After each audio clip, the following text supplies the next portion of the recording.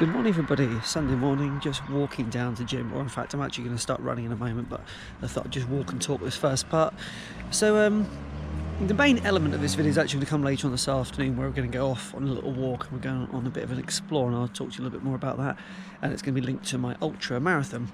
But whilst I've got you here, I just want to share with you how trash my Hoka shoes are that I wore the other night in the woods. I mentioned how sort of muddy and boggy it was, but check this out.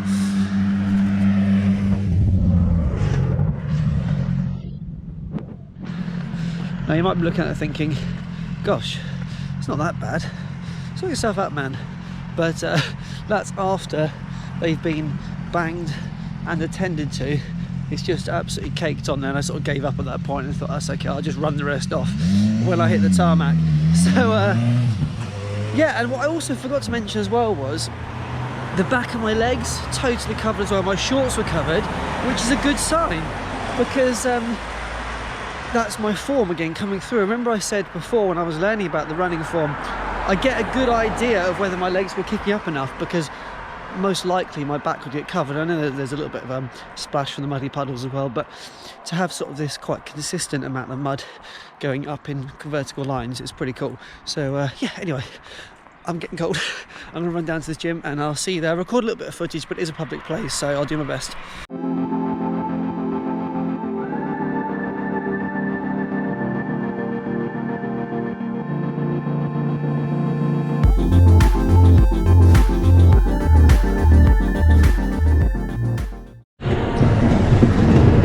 Every week I come here, I do an additional 5 floors. Today it's 60 floors. I'm about to hit that right now. It's moved into a cool down.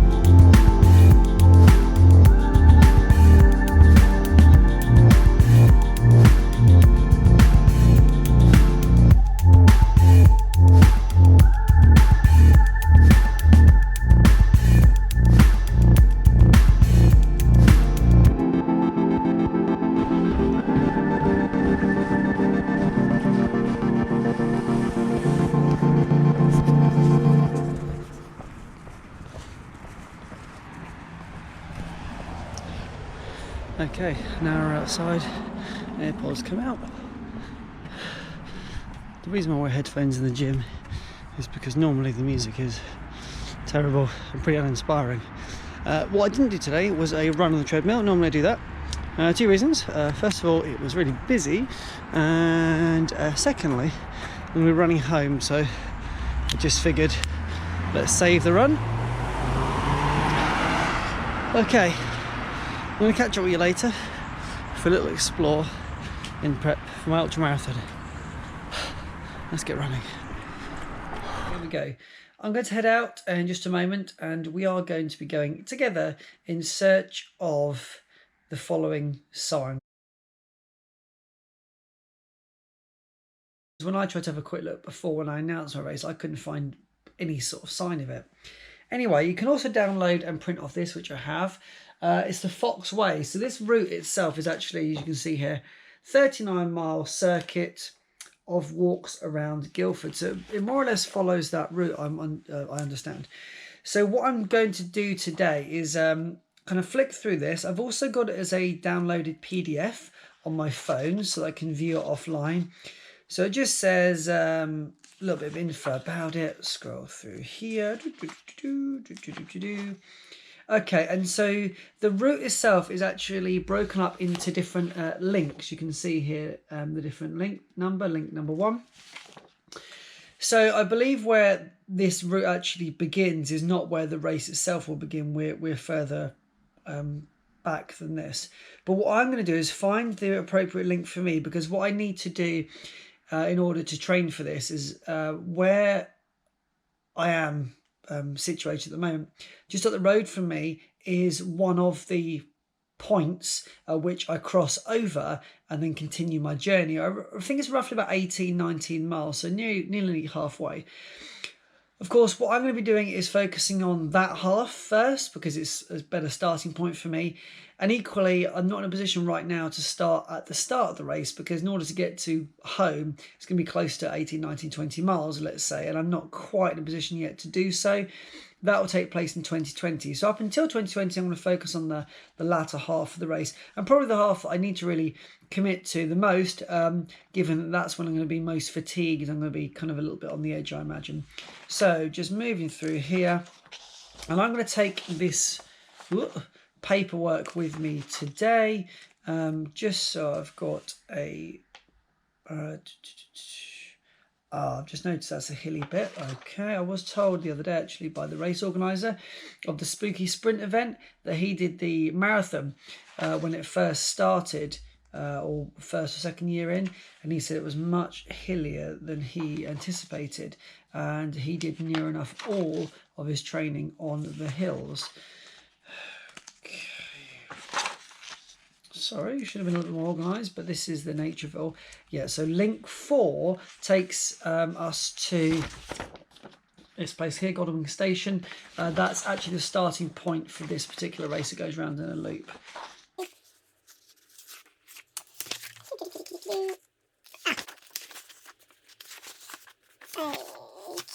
Right, so I'm going to leave all that here. I need this bit here, link 6. And link 7. So I'm not actually going to be starting at this point down here, which is Wanborough Station. I'm actually going to be starting up at point D, just there. And today what we're going to do is go from D to J. So from D to J is what we're going to do today. So on leaving the station, don't even need that page actually, as it turns out. Okay, this point here, F is what we're looking at today. Across the main road, and with the White Lion pub on your left, walk up to St Mary the Virgin Church. The next shot should be me in this location. Okay, well, here we have it. Behind me is the White Lion. You can see there that pub. We're going to cross over this main road and find the church. So it reads, cross the main road, done. With the White Lion pub on your left, walk up to St Mary the Virgin Church. Okay, I will assume that it's this footpath just here. Let's have a quick look.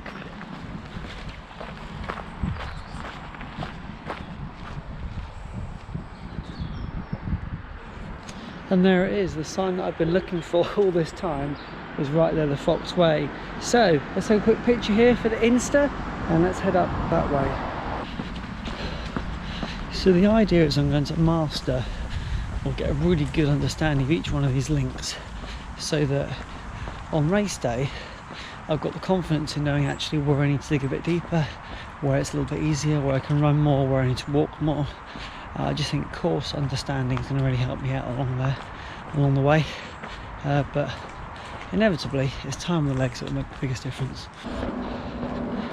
Okay, enter the churchyard and take unmarked grass footpath to the left of the church, through the graveyard, then down the footpath avenue with conifers on the right.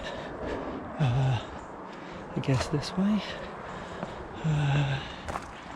Public footpath.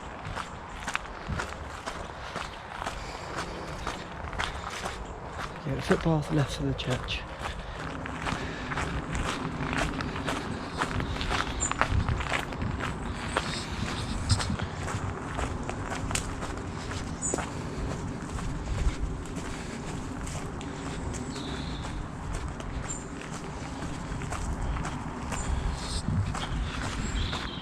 So it's a 13th century church, and it has some 17th century elements, including altar rails, pulpit and font, which were previously used at Eton College. So I should now have conifers on my right. There we go, need a little bit more understanding of what a conifer is, but I'm pretty sure it's these up here.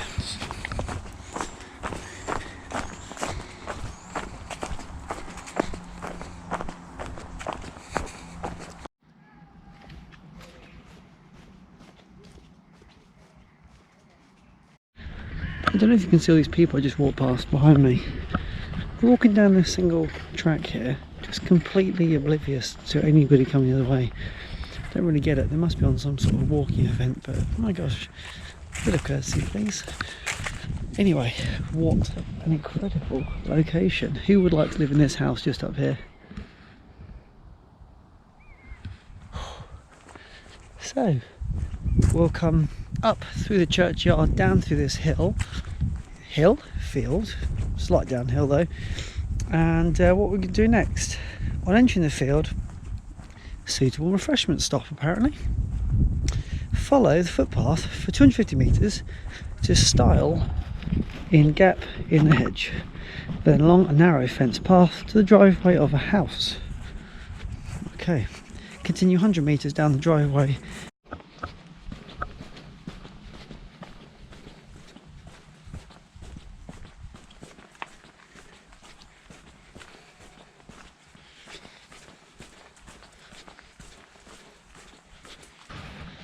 Okay, here's the driveway of the house, and then we're going to keep going until we reach the cross tracks, at which point we are going to turn left. This is going to be really beautiful though. How cool will this look in April? Now it could be raining, it could be warm, doesn't really matter, but already I'm just feeling like it was such a great decision to book this event. Running through the trees, it's going to be really, really awesome. Anyway, I'll see you when we reach the turning point at the crossroads. Must be the right place because look what I found. Sign number 2. There it is, the Foxway. Let's keep going. Okay, it looks like we're just going straight on now. On reaching the road, go straight over E. Not sure what E means. Straight over E, down the private road, which is also a footpath. Okay, this next part might just be a little bit of winging it. I'm on a permissive horse path, which seems rather narrow. Cool. But yeah, just nice to get a bit of a feel for what I'm going to be up against on the day. And also, this is going to be my training ground throughout the winter months. So that's why I'm also wearing my Hoka Challengers, because I want to get comfortable with the ground underfoot. So far we've had tarmac, we've had leaves, general undergrowth, now got sand. You know, it's all elements here. It's going to be interesting, it's going to be fun. See you at the road.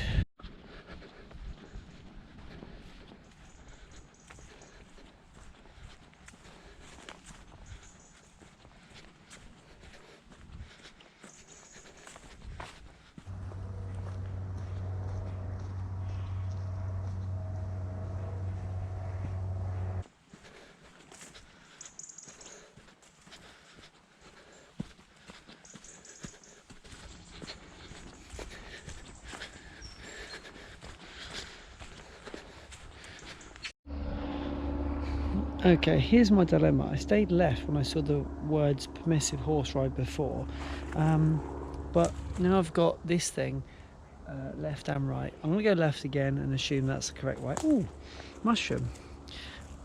Wonder if Mario or Luigi are nearby.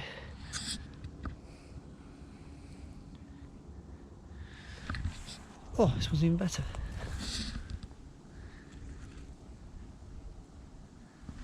Wow, check this out.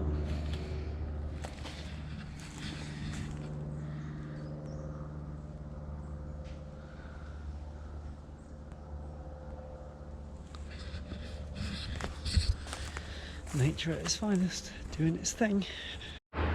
Okay, I figured out what E means. It must mean exit. So straight over, exit, down the private road, Burnshot Hill. My God, what a dangerous crossing this is. Oh, okay. Cross the road. Public footpath. Private road, also footpath. There we go. At Hunter's Acre, continue ahead down the footpath for 70 metres. Just before the railway bridge, turn left, and the station soon comes into view. Alrighty, Hunter's Acre.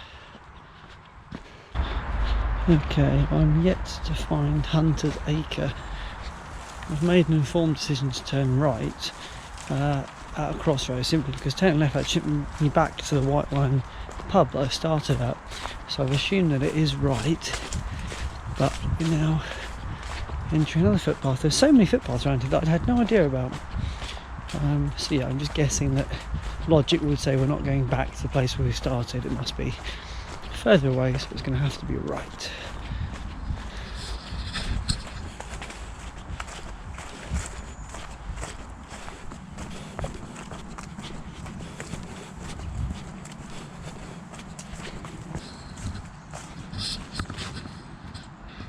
Okay, we're back to main road now, and I think that up there was where I came out of, so I may have made a slight mishap. It might be running down the road, which would seem pretty unsafe to me. What I was looking for again? Hunter's Acre. Nope, can't see that anywhere.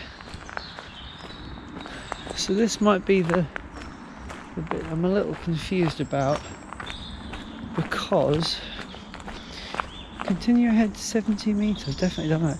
Just before railway bridge, turn left and Warpston Station comes into view.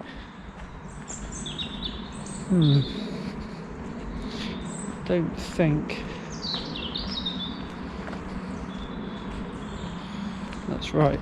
Tell you what, let's use some technology. Let's use Google to find out. Oh, get off the road, a car is coming. Okay, well, apparently it's 32 minutes walk away. Interesting. Walk east on Goose Rye Road towards the avenue.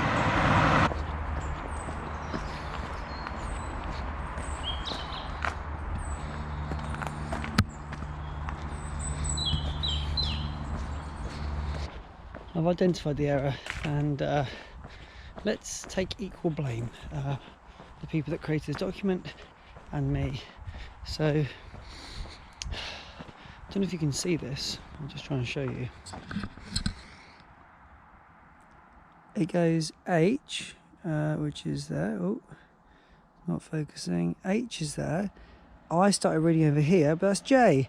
Got to read I first. So basically what's happened is I've skipped out a load of steps, which means I'm now in no man's land. Highly irritating. When I got to those signs, the horse signs, where I wasn't sure to go left or right, I'm going to go left again and assume that's the correct way. that was the undoing of me basically. I ended up leaving the wooded area where I should have stayed in it. So now I'm kind of on the road. What I'm going to actually do is retrace the steps backwards so I know where I'm supposed to be going. But why would you do that on a document? Why would you go H and then put the next instructions which you would typically read as being the J ones, not the I ones. Ah, well. This is why we do it beforehand, isn't it? Now, on the plus side, I do know this location where I've ended up, because I actually recorded a video here. I remember being in my mind vest, so that must have been before my Brighton Marathon. And yeah, it's really overgrown now, but check it out.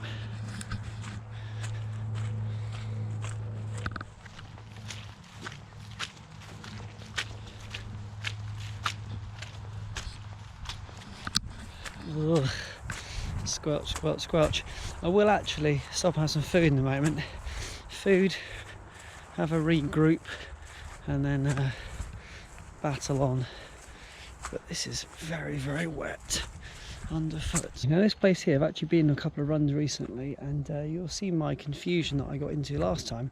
I was actually looking for the fox sign. This is when I announced my video, and I came up against these here, and I was really disappointed that I couldn't see the fox on it. Have a look.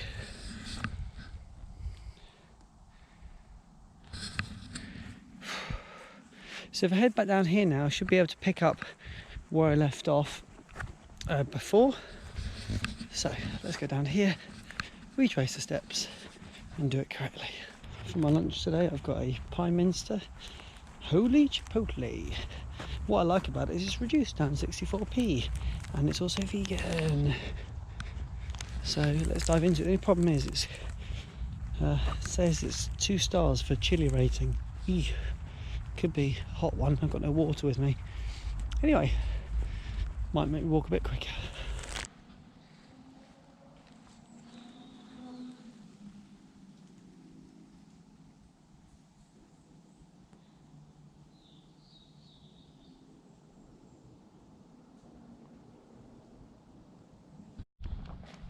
Okay, so walk north 500 metres, passing Jordan Hill House.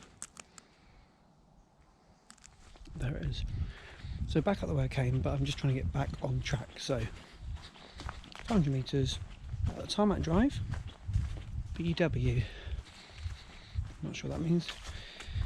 Near the cottage, keep ahead and remain on the drive, passing Gosling Cottage, where Ryan lives, Little Paddocks and Goose Rye.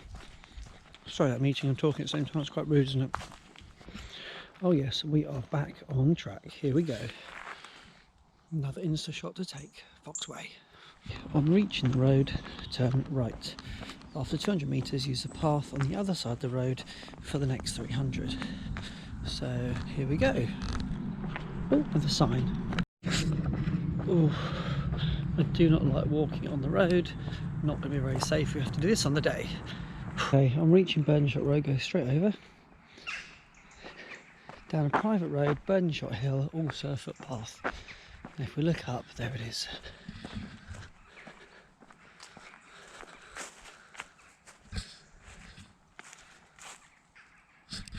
Makes perfect sense. There, up ahead, is Hunter's Acre, the place I was looking for earlier. And that road that I came out on earlier, by the way, where it's all going completely wrong, wasn't even the same road as this, but of course, because I thought I was following the instructions, it made perfect sense that would be the named road. But in fact, that was quite a distance away from where I am now. Ended up going back around the loop, basically, earlier, instead of moving away from myself, which is what the plan is, obviously, because that makes sense, otherwise it'd be a looped circuit. Look at this, though.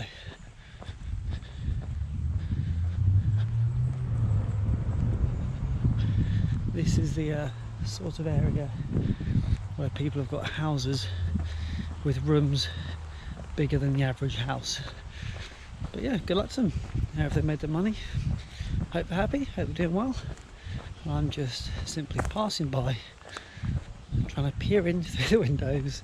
It says just before the railway station, turn left, but I couldn't miss this opportunity just to step out onto this bridge here and just take a look at train tracks.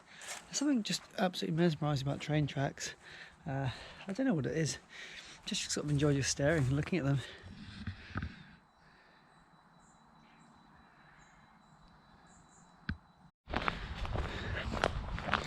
Okay, so I've made it. I've got to Walpolston station, And what you've seen today is me do the latter half of link 6. So I will need to do the first part of it as well, but in order to do it I need to get an Uber to the start location, which isn't that far away, but to run there first would be pretty difficult. Anyway, I've also just realised I'm now a good few miles away from home, so I've got to walk back. Not the same way that I'll go an easier route, but that's it. Hopefully you found that of some entertainment value. I won't necessarily record every video like this for the links, but I do think it's important that I just take my time and go for a wander for just establishing when the route is, because I think if you're running, it's really easy to miss some certain key points, and what I don't want to do is find myself running and then lost and just kind of being a bit, you know, disheartened by the whole thing. So walk, explore, and I'm going to do that route again. I'm going to run it. What day is it today? Today's Sunday. Let's go for midweek, Tuesday, Wednesday maybe, and see how I get on. Right, now to get home.